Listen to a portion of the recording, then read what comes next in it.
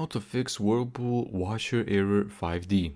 The 5D error actually means SD, and it means the washer has detected too many soap suds or is having trouble draining the water because of excessive suds. Step 1. Let the washer finish. If SD or 5D appears, don't unplug the washer immediately. The washer automatically starts a suds reduction cycle.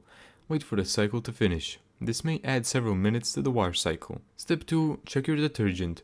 Make sure you're using HE, which is high efficiency detergent, and make sure you're using the correct amount. Using too much detergent or regular non-HE detergent is the most common cause of the SD or 5D error. Highly concentrated detergents also require smaller doses.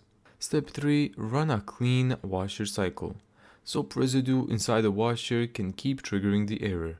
Run an empty clean washer cycle. Use a washer cleaner such as Afresh if recommended for your model. If your washer doesn't have a clean washer cycle, run a hot empty cycle. This helps remove detergent buildup.